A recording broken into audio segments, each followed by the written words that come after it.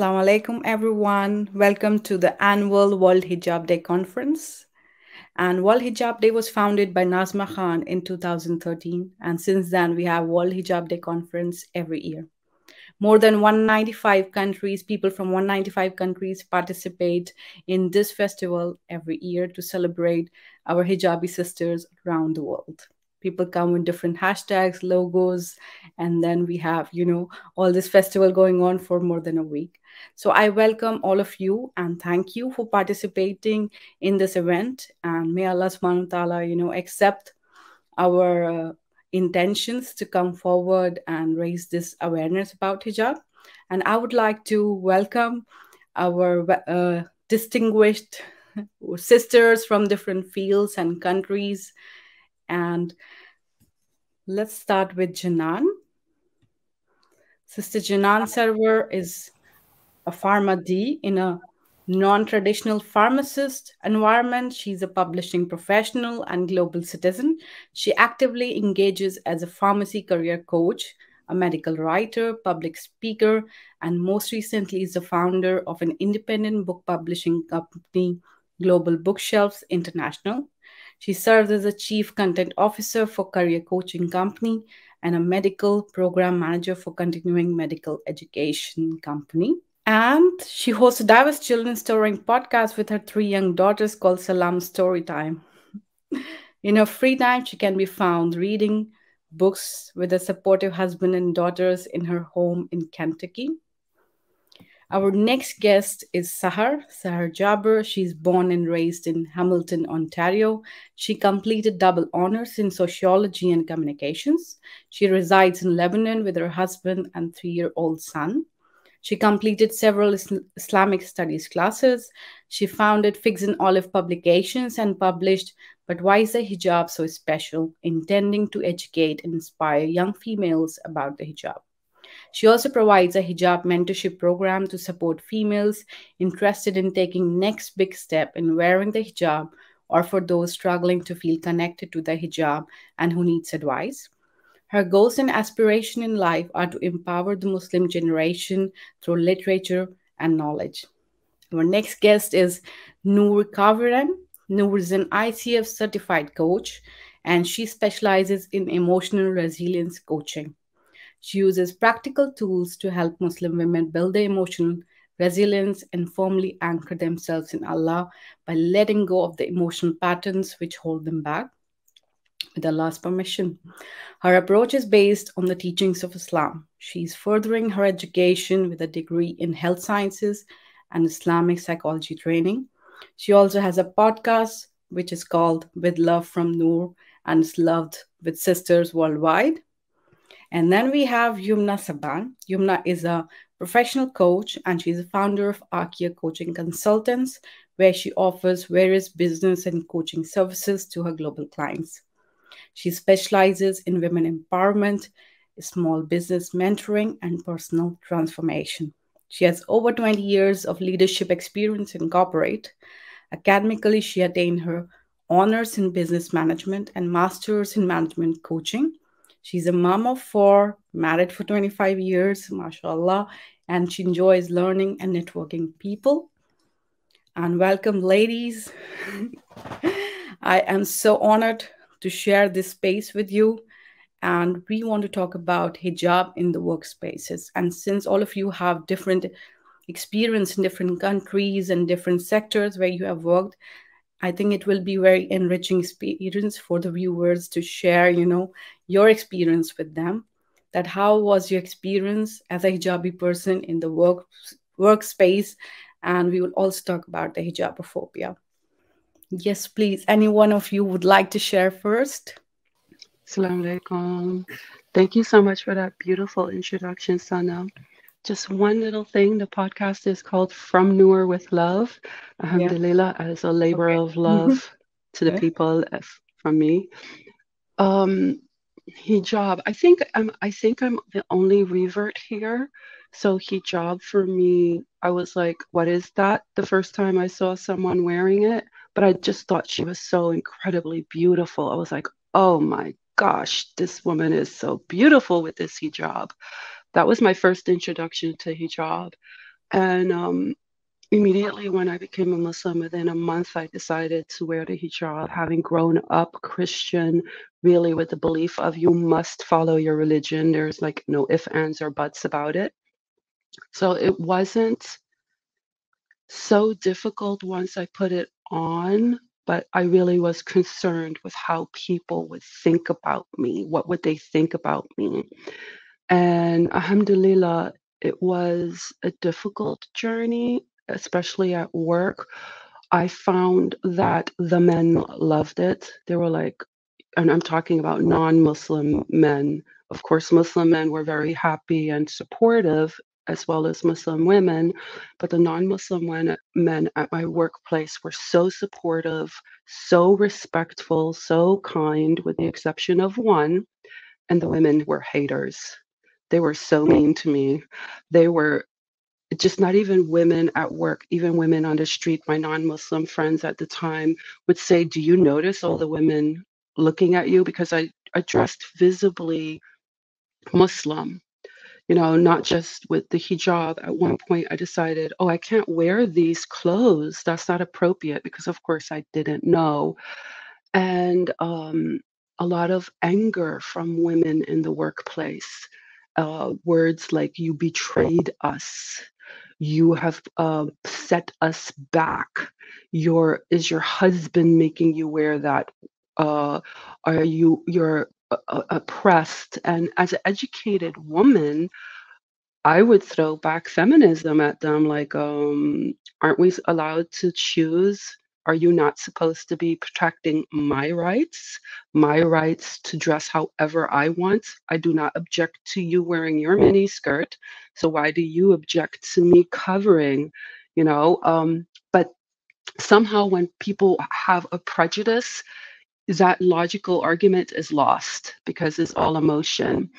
And alhamdulillah, it did end up with me losing my job. um, although that is not allowed, uh, there are always ways to skirt around the law. And although I had a stellar reputation at work, there was, when someone wants to get rid of you, they'll get rid of you. And it required certain actions to be taken, because I am living in Europe where we are protected by certain laws. But I saw it happening, and all the Muslims saw it happening as well, and had warned me, perhaps you want to dress less Muslim. Keep your hijab, but wear pants. I'm like, no, I'm not going to do this. And alhamdulillah, it ended up being one of the best things that ever happened to me, being Allah removing me from that workplace. But that was my first encounter with hijab, and I did take it off for one day. And that one day, I felt like a fraud. And then I never, ever took it off again, and feel very comfortable despite the losses. But it is very, very challenging, especially when you have been known not to wear hijab and then to wear it. People can be so angry, and they take it so incredibly personal and don't care about what your reasons are. That's my experience. No, it was a lot of courage, whatever. I mean, we are born Muslims. I think rest all three or four of us. And then it took us a lot of courage as well when I stepped into this journey. And, it was a lot of courage. So when I had to change my client, then I was able to think that, okay, I can now wear a hijab because I'm going to the new people. And these people, they don't know me and they will just see me. But when I did my interview with them, it was without hijab. But when I walked in the first day, I was with my scarf and they were shocked. It's like I fooled them. And there was one who even came and asked me, but okay, you weren't wearing anything when you gave the interview. I said, yeah, there were 3 months before. And in these 3 months, I decided to wear the scarf and wear the hijab. And then it was okay. But I remember still the look on their faces when I walked in. It's like, who is this person? It was, they were expecting someone else, and then someone else walked in the office. So it was a shock.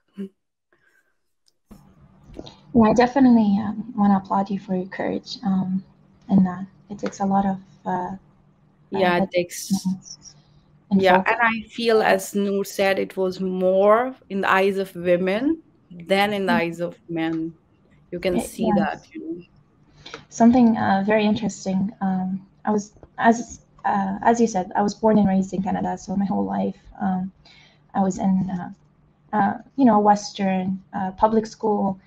I went to a Catholic high school. I wore the hijab when I was 8 years old. I was very excited about wearing it, and in school, I don't think I realized the amount of racism and amount of discrimination and bullying that actually occurred, where like friends just didn't want to be your friends or didn't want to be your partner. I think I was very oblivious to all of it. And now, as a grown up, I'm like, holy, did I seriously go through all that triggers and traumas? And I'm really glad that Allah almost shielded me from all that bullying to actually impact me or affect me. And I think a lot of the time it was because my mom raised us in a society, in a household, where she told us that no matter what anyone does outside of this house, your beliefs is grounded on the principle of God. And so always ground yourself back to that. But so in Canada, alhamdulillah, there wasn't too much racism with job interviews or the idea that I don't want to shake someone's hand. Of course, you have some people that will blatantly look very angry and appalled about that. One guy, when I asked him just kindly, my apologies, I don't shake hands for religious reasons. He just walked away. He didn't even just like welcome me in. But the other aspect of it that's more saddening is in a country like Lebanon, where it's very diverse. You have Catholics, you have different various forms of Muslims all living together, and they live predominantly good together. There aren't that many clashes. Yet here, they will blatantly discriminate against you if you wear the hijab, even if they themselves are Muslims. So in the job interview, they will say on the posting, they'll say no woman that wears a hijab is allowed to apply to this. Or on the phone interview, they'll ask you, are you wearing the hijab? Especially if you have a name that's not specifically Muslim.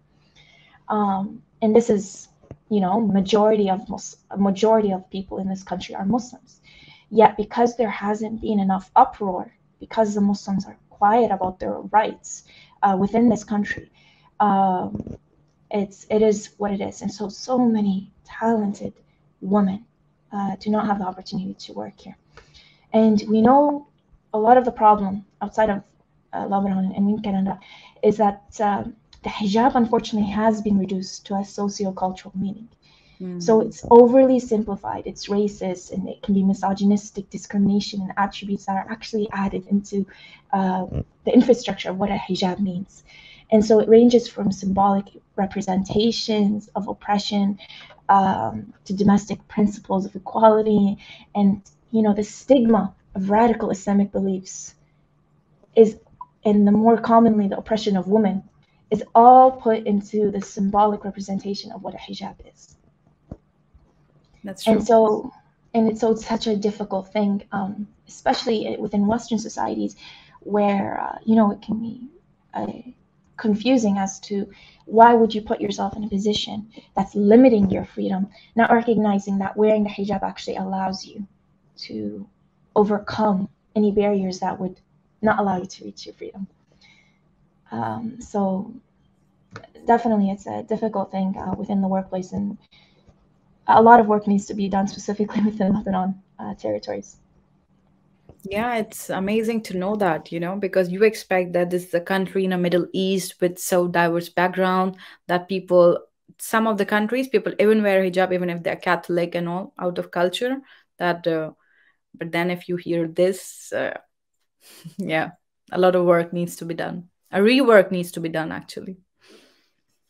May I ask you a question about that? Because I had a similar experience in Morocco where I was considering working there, and my husband said, but you can't wear hijab at work. And I was like, what? It's a Muslim country. My question is it because of the influence of the West, or is it because of an internalized fear of someone wearing hijab might end up being, I don't know what the fear would be From what I No, heard in Morocco, was a fear yeah, of being too religious. yeah, definitely. That's exactly it. It's a fear of moving away from the representation of what a Western, high achieved individual would Mm, look like. Um, so to them, the hijab is literally a representation of someone that's limited, a limited being, an oppressed woman, incapable of formulating her own opinions or her own thoughts. And so it doesn't matter how many PhDs you have. If you wear the hijab, you literally not get accepted for the job, even if your credentials are 10 times better than the other person. And so, yeah, it's very, very disappointing. Even here within Lebanon, you'll see that a university will actually hire an American or, a British for a position, even though that person applying might actually have graduated from that university over their own, mm, because they believe in the power of a Western education or Western concepts. Especially colonialism has such a huge impact. Lebanon until today is still following French education system. It makes no sense. Um, we we've so internalized the hierarchy that we've forgotten our own superiority within it. So yeah, it's definitely all about the limitation of what a woman can do wearing the hijab. subhanAllah. My personal experience as someone who didn't cover, I felt so sexualized and so uncomfortable when I wasn't covered, even before I became a Muslim in the workplace. And having colleagues say to me things like, and I'm talking about male colleagues, yeah, you have such a nice shape. Why don't you show some more cleavage? Put some lipstick on. Just show yourself. And just, I was like, very uncomfortable. So when the idea of that is a form of oppression, I felt not covering oppressed. And the moment I started to cover, I felt liberated, free, empowered, able to be truly who I am and speak my mind and put people into their right place when they got out of order. Whereas before, when I was uncovered, I didn't feel that. There was a sort of nakedness that really pierced into my soul. And of course, I wasn't a Muslim, so I didn't understand what it was, but there was like this pressure all the time to be sexualized. And the most beautiful comment that I had when I started to wear the jilbab was my brother said to me, and he's a non Muslim, "You look so incredibly beautiful. Don't you feel amazing not having to worry about the way you look and everyone sexualizing you?" And I was like, "Yeah, I totally do feel amazing." And he was like, "I love the way you dressed. You just look so beautiful." And that's why I said men understand because they know their own natural fitra, but women have, what concerns me is that women, including Muslim women, have internalized the narrative that we must be sexualized and sexualize ourselves to be empowered. But that narrative is a false narrative, which even non-Muslims recognize. One of the quotes that I love is from a book called The Lolita Effect. And she said in an interview, um, under the guise of empowering women, we have completely disempowered women. I'm paraphrasing. And that's what I see with the whole feminist movement, the Western ideology of you must be an empowered, beautiful, sexy woman. It has disempowered women, and in particular in the workplace. I would hear what the men would say about certain women who were dressed very sexy. They had no respect for them. So, how are you empowered? And why can't we as Muslim women dress the way we want to dress? I Yeah, and just I want would to add, like to add one point like, as Muslim women or any women, covered or not covered, I mean, you get a lot of attention from men for being a woman. So if you are not wearing a hijab or wearing clothes which are more sexualizing you or enhancing your beauty, the most 90% of the attention is because of who you are, as in your physical appearance and shape, and very little about what is inside your head or what you want to say. And I figured it out when I wore hijab, because all that 90% of attention was gone. And I was like, what's happening? Why nobody's looking at me? Why nobody's listening to me? Because all that attention was how I was looking, you know? So I figured out that nobody was actually listening what I have to say. And they didn't even think I was intelligent or my work was good, but the focus was on how I was looking. And then it took me some time, you know, and for them as well to listen to me more, to pay more attention, and then recognize me for my work and not for as a woman or how I look, you know. So yeah, for me it was other way around, Noor. Oh, So I just want to add a quick quote by Francis Fanon on the topic of what Noor said. Um, the woman who sees without being seen frustrates the colonizer. By abjuring Western standards of liberation, she asserts an identity and even power of her own, thus refusing to acknowledge the validity of an inherent power in her colonizer's unveiling, subjugation, and rape of her own culture. So it's definitely within the topic. yeah. Very, very powerful. And I do recognize, I studied post-colonial literature, and I do recognize colonization. You know, I'm coming from people who were slaves, who were colonized, former colonies. And the scary part is that it's internalized. And it's internalized to the point where we have adopted the idea of, yes, we are free and liberated, but you must be free and liberated within the context of what I tell you. And then to step out of that as Muslims, as non-Muslims, and to really understand, what does it mean to be free and liberated? And why can't someone worship and dress the way that they want to? Is the Yeah. question that, you know, I still ponder all the time. No, I think we have to keep asking until it goes to everyone's, you know, soul, that they ask that, you know, why I don't like hijab, why I don't like women in hijab. They have to sit back and answer that question themselves. It's a soul searching for them, not for us. And Yumna, how was your experience? You have so much experience working in Yeah. corporate, so much men Yeah. in South Africa. Tell us Yes. about it. Alhamdulillah. So, from a personal perspective, we were brought up quite modern. You know, my mom was a dressmaker, and she would dress us up as young girls, you know, with these little frilly dresses and ribbon in the hair and stuff like that. And hijab wasn't necessarily.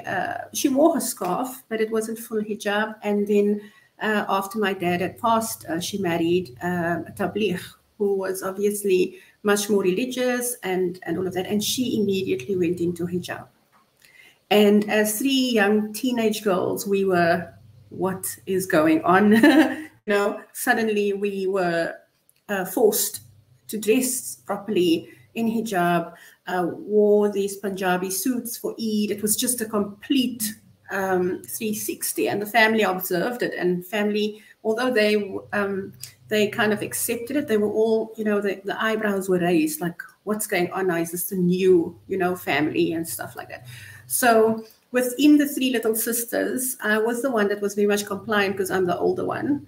And the other two were just rebellious, you know, and they were very verbal about it. But anyway, alhamdulillah. And as we grew up, I went to work in various corporates where I obviously had noticed that there was a different set of rules for people, women within hijab, wearing hijab, to a point whereby I went through the rebellious stage, and I was married at that point, also got married to a Muslim husband, and very cultural and very religious as well. So it was easy for me to conform into the family because that was the way of life, obviously. And I went through a rebellious stage, and I took off my scarf, you know, for about a week. And I had then noticed that suddenly my senior, who was a female at that point, started including me in certain things, started asking opinions, started talking about my future. I mean, in literally 1 week. And I just didn't understand, because for me it was, you know, I was surrounded by a young, vibrant group of people, male and female, but it almost felt like I was classed to be much older when I wore my hijab. And that was one of the first kind of interactions or observations that I had. And at that, there was a function or a party planned that specific week, and we all had to dress up. And I then dressed up, and I didn't wear my hijab that day. And a Muslim woman offered me a drink. Okay. And that was the most profound moment for me in realizing that this was not who I wanted to be. You know, if it then meant that if I wore my scarf, no one was going to offer that, versus not wearing it and someone would offer me a drink, then that would be the deciding factor for me at that point. I was in my early 20s, so quite impressionable still, I would think. And alhamdulillah, I've been wearing my scarf. I found I myself, and I'm not sure if it's because of the way that hijab was introduced to me, that I always found a better way to pin my scarf, right? So it wasn't the full hijab, you know, the long meters of scarf. It was more the turban with a high shirt, you know. So I kind of tried to find a little bit of my own style within the workplace. However, I worked at Amazon. I was lucky enough to travel with Amazon, and it was just after 2011. And the next rude awakening was at Amsterdam Airport, Schiphol Airport, and where I was pulled out. And my manager in South Africa told me, Yumna, get rid of the scarf, you know, wear a cap or a hoodie so that there's not a lot of attention drawn to you. But as it stood, I was, you know, it's my scarf. I'm not going to do that, you know. So I was brave enough to wear my scarf. And on Amsterdam Airport, they pulled me out and said, where are you going? What was the last country you traveled? And I said, Saudi Arabia, because we went for Hajj before that. And I was pulled out of the line. I was searched. My luggage was thrown out. It was chaos. I actually traveled without my luggage then because they had held it back. But that was the first rude awakening around how I was prejudiced. You know, it was raw and it was in my face at that moment. And I didn't know if I should be shocked or if I should just say, you know, it's okay. Although I had all my documents from work to say I'm cleared for travel, it just felt so heartbreaking and painful in a very deep personal sense, you know. But alhamdulillah, I traveled back and I wore my cap because of the trauma that I had experienced. But I came back, and what has transpired now, and I think we are very lucky in South Africa, is that due to the apartheid era, you know, there was this obviously grave prejudice against certain groups of people with a certain color. And alhamdulillah, because of that transition that the South Africans had gone through, there is a much greater tolerance for diversity with regards to how you dress and, you know, how you look and so forth. So I have to say that we are much more comfortable today wearing hijab and not feeling like we are discriminated against in the workplace specifically. People who wear full hijab are respected as the woman. I mean, the woman that I've worked with and the environments, because I've worked in about 4 or 5 different huge corporates, even in the government sector, you no longer feel like you are different. Yes, you get the odd 1 or 2 people that you can visibly see, you know, might have an issue. But for me personally, alhamdulillah, it's been more a case of what you could present and how you would work. Your work would speak for you. So I was even offered to go and do my namaz on a Friday at Jumu'ah, you know. So to me, I think in South Africa, there's just been a greater tolerance for this. My sisters, who are still a little rebellious, I'm the only one who still wears my hijab of the 3 sisters. And they would say, sure, Yumna, you know what? You look so much older when you wear your hijab. You know, and I find it within us as a little group. I mean, that's just a shocker. But I just, you know, because I am the way I am, I just continue with the way that I am. It doesn't even faze me anymore. And my mom kind of would always talk about, guys, you should wear your hijab. And it just also reflects the point around when people are forced to wear hijab versus their own personal choice, as well as the support around them, and which will either make it easier or actually make it harder. So, alhamdulillah, I have to say that in Cape Town itself, in South Africa, the Muslim communities are respected as much as any other community. We have a voice. We will do our walks and our call for freedom and our support for Palestine. And you actually feel united when you wear your hijab, because you are seen to be part of a respectable community, alhamdulillah. So come on over to South Africa. We're kidding. Inshallah. Ameen. Inshallah. And Janang, coming to you now. Yes. How was your experience as a hijabi person in Kentucky, USA? Yes. I have never traveled there. I have no idea. Just what I read in the newspaper and what I watch.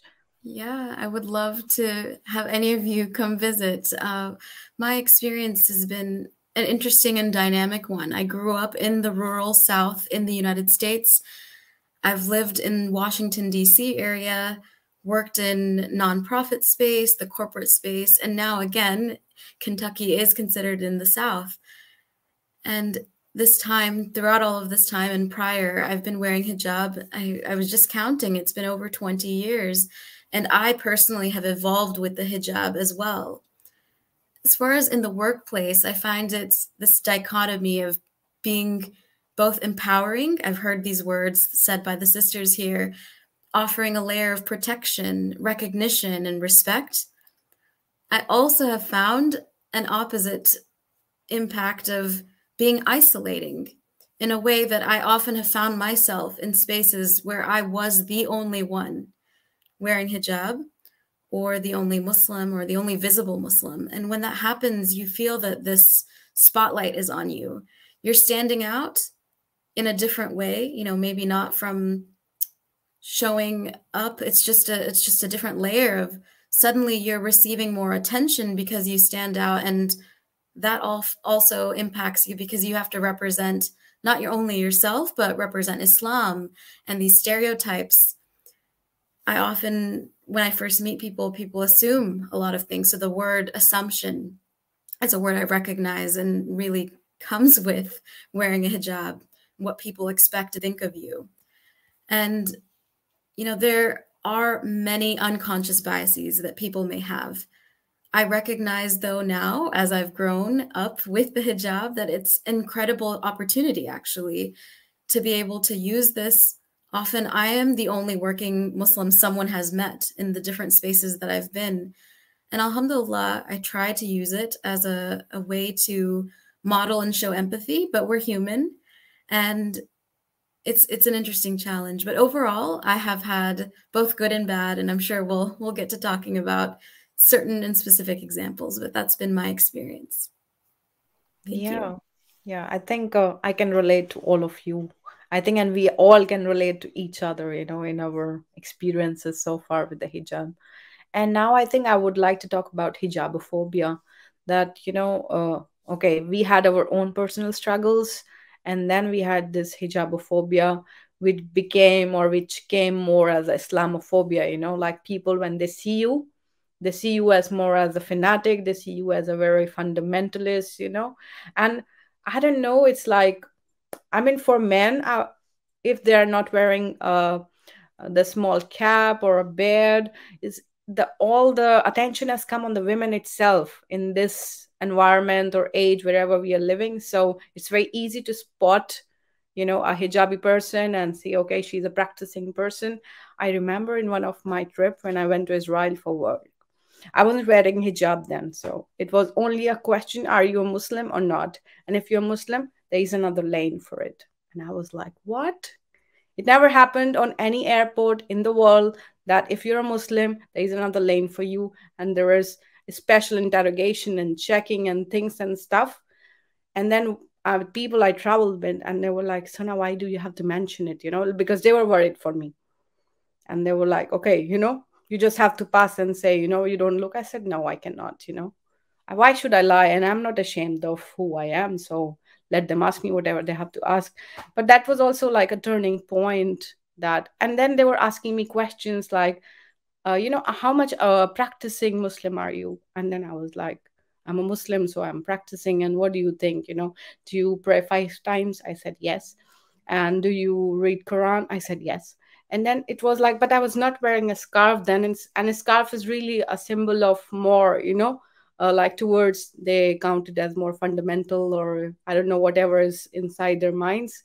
But that was also like a big turning point for me. So whenever I think back of my hijab journey, I mean, that was like an awakening moment that, hey, that's wherever you go, if you're a Muslim, you're a Muslim. And people were also like differentiating between, like, you're not like that kind of Muslim when they say to a hijabi woman. And then I was like, maybe I'm same from inside, I'm doing the same. So why so much distinction for them, or seeing them another in a bad light or a spotlight, and then considering me as a very, open or liberal kind of version. So yeah, I mean, I was like, I'm a Muslim and I'm like any other Muslim woman who's practicing. That was like one of the turning points when I started my hijab, and I started thinking about it. And then hijabophobia, yeah. I mean, the first time I experienced the hijabophobia was without hijab at the Israel airport, where I was asked to choose another lane, because of my religion. But that was my first incident where I would say, okay, where I see that, okay, there were visible Muslim women. And then because I said, okay, I'm a Muslim, I was asked to stand in the line. And then, after that, there was some attack in Brussels. It was 2015 or 2018.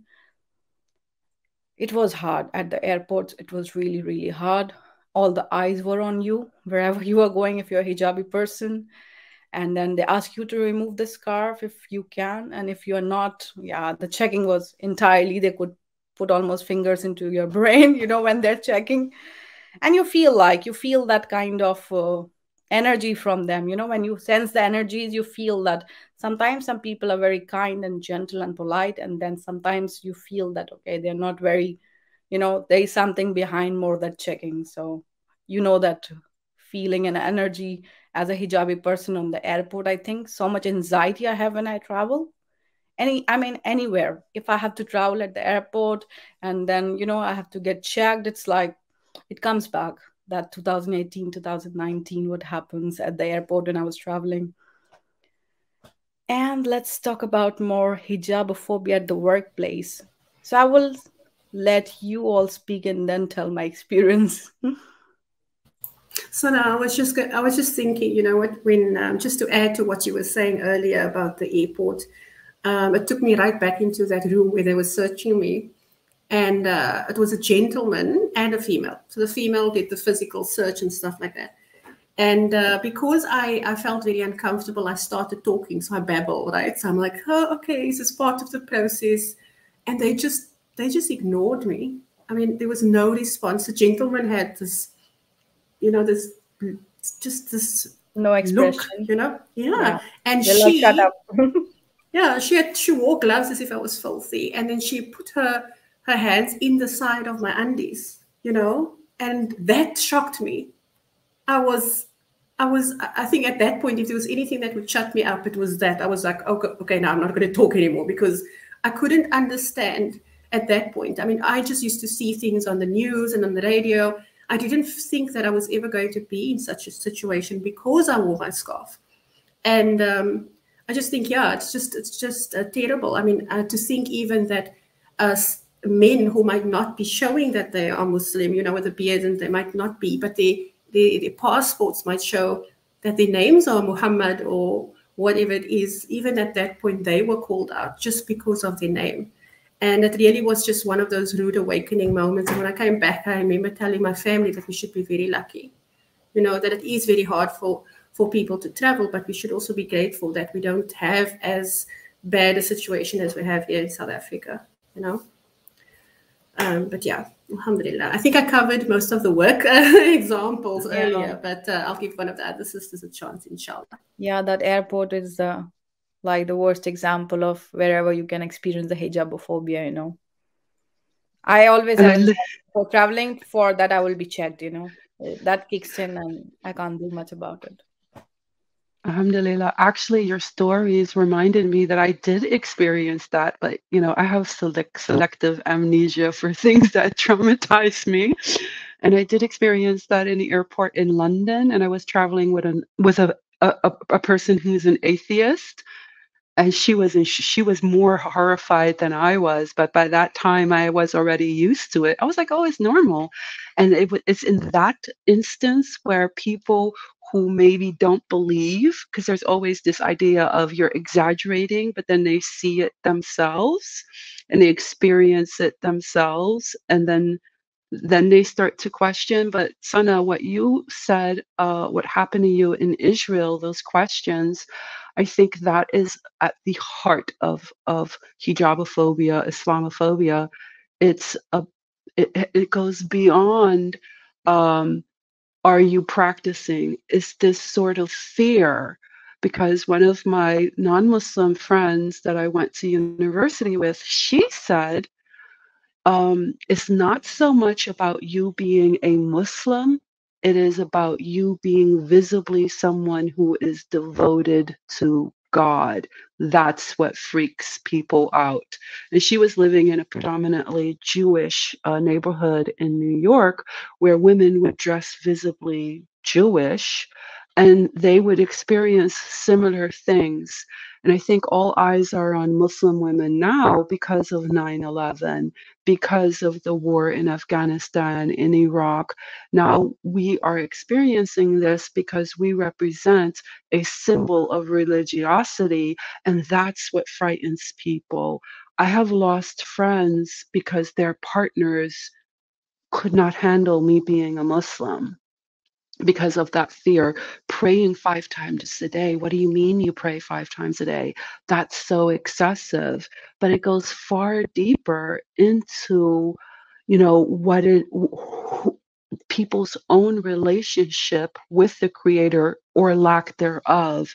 So it's much, much deeper than just you are a Muslim. You strike a chord in people and you can see it in their eyes. You can see those who either have a longing for what you have or those who are completely terrified. I have seen it. I'm an observer of people, and I have seen it in their eyes and their behavior and their words afterwards confirm it. And some of them even tell me, some of them come to me and say things like, it must be so comfortable to be a Muslim because you know how to live your life. And others say, I can't imagine being told what to do. And all of those things are taken into the workplace because, of course, we are in the workplace who we are. And then as Muslim women in the workplace, you're having to deal with all of that and trying to create your own space and be your own person at work, be that colleague, be who you are meant to be at work. But all of, the fact that you are Muslim and a visible Muslim woman is still there, always lingering in the background. And you'll notice it come up when there are problems. Then you'll notice it come up. That was my personal experience. Yeah, I think so. That comes up. And I think it's also the fear of unknown and what they're associating your hijab with. So it's really that fear of Islam and that you worship. Yeah, like A lot when of we it, are around people who are not worshiping or who are not believing, we give a like a kind of impression, there's a fear instilled somehow. But I feel like as a, hijabophobia in my workplace, I wasn't acknowledged. Like people say when they're walking through, there is a culture to say hello or good morning or whatever. So they will just skip you, like you don't exist. Even in elevators, you meet people, they will say hello to everyone and they will just skip you. They will skip the eye contact. So I experienced those kind of things.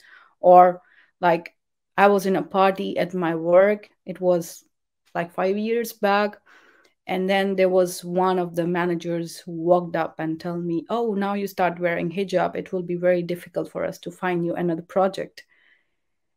And then, you are a person who has just started to wear hijab. So you had your own going on thought process, you have fears, and then someone coming up and walking and confirming your fears. So I mean, I had quite many shares, so but I'm very lucky, alhamdulillah, that my team recognizes me for my work and they are okay, and I never faced that kind of energy in my team. But it's a big organization. You meet like many hundreds of people, you see them per day, and then you see their reactions. So most of the time I am non-existent, like they didn't see me. And it could be a big official or a manager at a high position, so he knows everyone in the team and he will say hello. But if he meets me outside the team, he doesn't recognize me. It's like, okay, because at work it's professional and it's in the team, but now it's outside in the building, if I'm getting a coffee, I will not say hello to you. You don't exist for me. So they are very subtle form of fears and hijabophobia, but this is what I've experienced. It wasn't very verbal or aggressive, except one or two, where they started, discussion of what I wear. But it came out from Islam to Muslim, and then women to what I wear, and then their own ways of discussing that. Why do you have to hide your hair? What is so special about your hair? What is so special about you that we are so dying to see your hair and you are hiding it from us? So those kind of questions I experienced. But now I think I'm so comfortable and I understand, from which place it is coming. I'm okay. But as a young person who is just wearing a hijab, I feel it's still very hard, and it's a difficult journey. And I would ask you what suggestions and advices you will give to those young girls or anyone, young or old, thinking to wear a hijab at the workplace. That's actually a beautiful question. Like what advice to give to a woman that's working and in the workspace. Of course, it can't be a general advice because you have, your culture and your community and your country differentiates a lot, such as Germany, where there's a ban for the hijab, or in Quebec or in France, again, ban for the hijab. It's funny, even within Quebec, there's the grandfather rule law. So if you were wearing the hijab before they banned the hijab, you're allowed to wear the hijab. But if there's any promotion given to you, then they actually cannot allow you to take that promotion unless you take off the hijab, even if you're within the same community. And so it's very unfortunate, and it has a lot to do with the master status. What is the master status? What is the most optimal form of identity within a community? However, a girl that's going to work has to know, wearing the hijab has to know that the priority of her wearing the hijab is before her job. So if a job is telling you, I will not accept you to wear the hijab, then let it be. Do not accept me, and I do not accept you. That's what it is. We do not change our standards for the imposed discrimination that they are offering. No, if they are blatantly discriminating against you, you go and fight for your rights, if the country, of course, allows you to. However, I would never advise a woman to actually then take off the hijab, because alhamdulillah, there are a lot of options, such as in Quebec. If a woman takes off the hijab for a job, you can literally travel 20 minutes, reside in Ottawa, which is a different province within Quebec, within Canada, and now you don't have to take off the hijab. So there's options, alhamdulillah. It's not at a threatening moment. However, I understand it can be difficult. Again, I've been bullied, I've been discriminated within the workplace a lot. And so I understand it. But our principles come first. And what's profound is to actually, if you do get hired, if you do get accepted within the job, within the workplace, and specifically if it's within a community that's new to the understanding of what a hijab is, there's nothing wrong with offering to put a presentation, a slideshow, a 10-minute slideshow, or an email out to the co-host. Hey, I know I'm the only visible minority here wearing the hijab. If you have any questions, I'm more than willing to speak to you at 11 o'clock today for coffee and tea. I'm here to answer any questions. And if I wanted to extend this idea to supporting our children, wearing the hijab. A mother that sees that her daughter is going to a school with no Muslims. I was one of the only few Muslims within the school. We were the few. There was no one. We lived in Niagara Falls. It's like there's barely a few population. What a mother can do to support her daughter is actually come with her daughter the first day that she wears the hijab to the school and tell the teacher, I want to actually give a presentation to the children. I want them to, get excited for, get some balloons, get a cake, get a gift for every child, something small. Make it a celebration so that they can ask questions. Why does she hide her hair? Why can't she touch boys that are of this age? Why does it mean that, we have to be respectful for? If a mother does that for her daughter, number one, you're removing her fear. You're showing her that you have the utmost support. You're allowing people around her to not stigmatize her anymore and to accept her for who she is and to see that, hey, she has a backbone supporting. A child is less likely to bully another child if he knows that his parents are actually involved and will speak out if any discrimination occurs. She's also showing the school that I'm serious about my daughter wearing the hijab and I support her rights and I support everything. And if anyone has a problem, they can come to me, not to my daughter. And this also allows the daughter to then have a weight lifted off of her shoulders. And so this idea can be used in different methods within the workforce. When I was in high school, I went to St. John de Brebeuf in Hamilton. It was the only Catholic school that had just allowed Muslim women to wear the hijab. Before that, you were not allowed to wear a hijab if you were in that school. So many teachers refused this idea. Especially the religious teachers. Some of them try to teach you out of your ways. There was one individual who was in charge of the religious committee. He actually integrated me so much so that when I told him I actually want to be a TV anchor for the news in the morning, he allowed it, and I was the first hijabi woman in that school to be a news anchor for the morning news, and it allowed the concept of diversity to be that much more powerful within the community, even though we were only 5 Muslims within a population of 1,000 students. So definitely find your way to integrate yourself. Find a position in a time to allow people to ask questions. Don't be afraid of their questions, or don't feel like they don't have a voice. No, they're allowed to question your rights, your laws. However, provide a safe space in which you feel comfortable, you feel prepared, so it doesn't come as a shock to you. And then lastly, I would tell the girl, if she hasn't worn the hijab yet and is about to within the workforce, to actually give everyone a heads up. Tell them on January 29th, I'm going to be coming to work wearing the hijab. And I would really appreciate it if I can have your utmost respect. All of this preparation is important. Don't keep that day to yourself. Don't keep thinking that you have to be on this journey of the hijab alone. No, include, diversify, find your voice. Thank you, sir. It was wonderful. I never thought it that way, I think I was very defensive for my hijab always. And yeah, it gave me another view or perspective to see in that way, that if you invite and include people, so I'm sure there will be all kind of people which will come. Some will come to understand you, and some will come to mock you and ridicule you as well. So you are opening both the windows, but I think if you're ridiculed, you will get hasanat for it. And another point is people will understand you, and they're less scared of you. You're open, you can talk, you're still so human and reachable. And then I think it's a win-win. What are you saying? It's it is. Us. Yeah, because I work with my clients all the time when they come to the mentorship program, to the hijab mentorship program, and they tell me, I'm worried my parents are gonna be so afraid to see me wearing the hijab. And I tell them that all the time. You have to show them that you're grounded with your principles and you're excited and you believe in what you're doing, you're passionate, you're on this high. And once they see you that high, they're actually going to be like, hey, how do I get up there? How do I understand what's happening with her?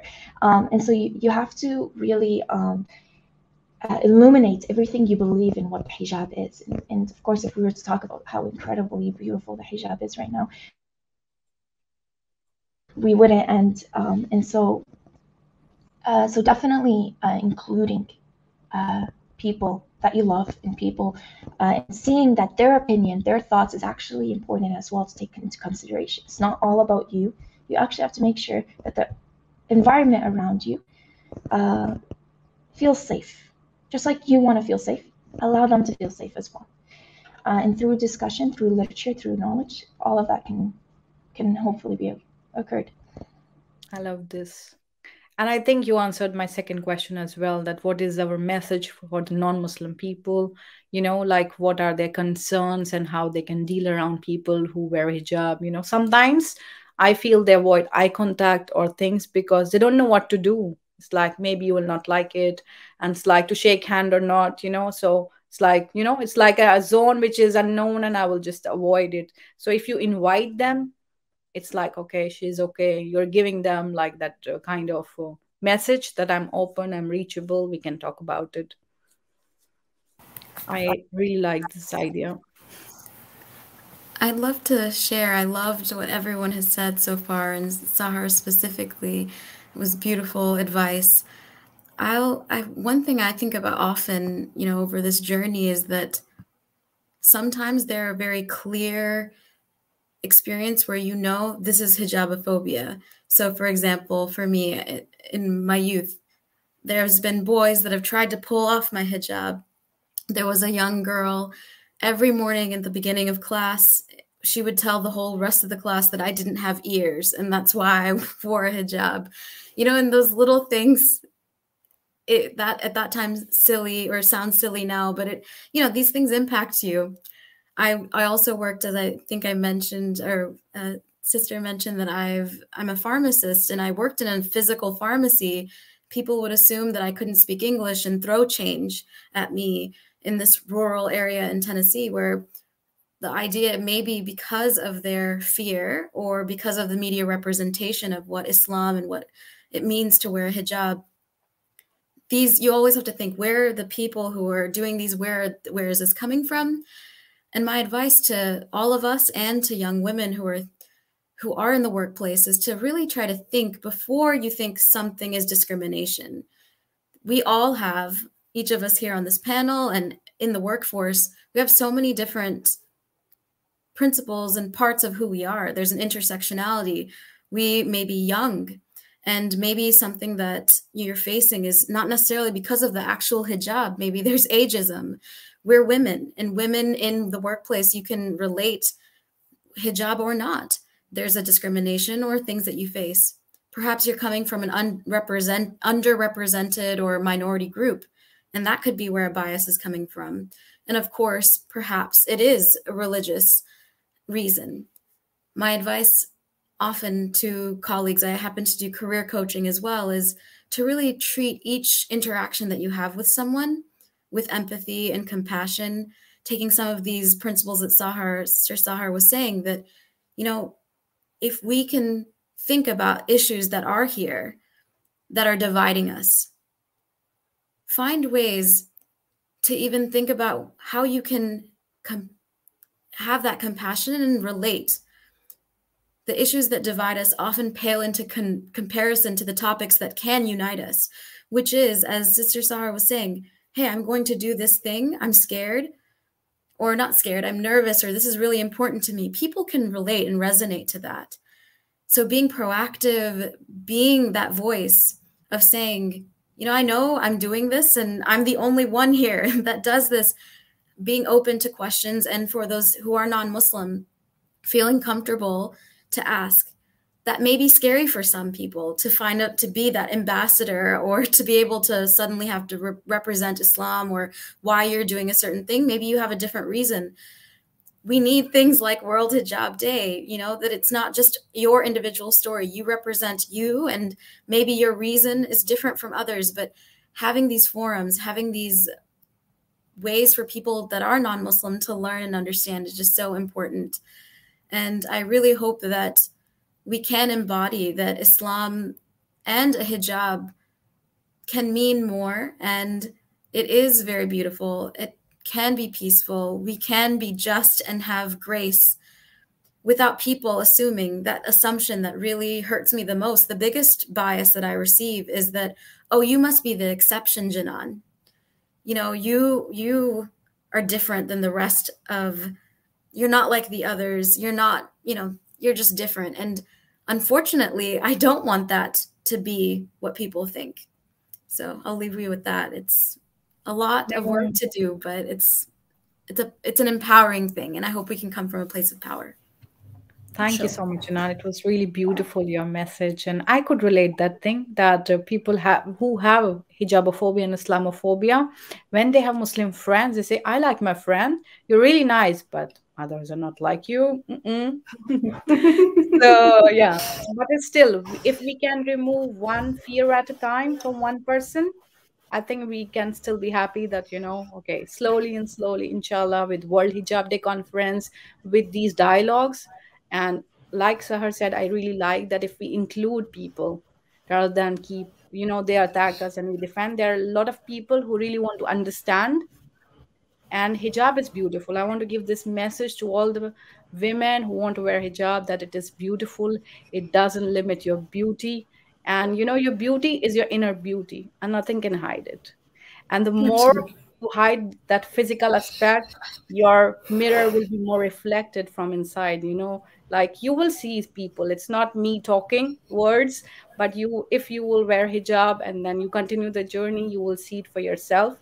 And then include people, let them ask questions, answer to them. And as like every one of us said, that there will be, it's not like a cakewalk, easy walk.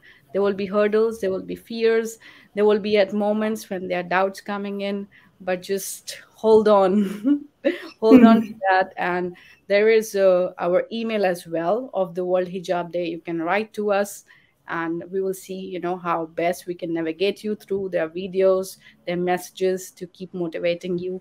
And thank you so much. Thank you, all of us, all my dear friends who came up, you know, for this initiative. I really thank all of you.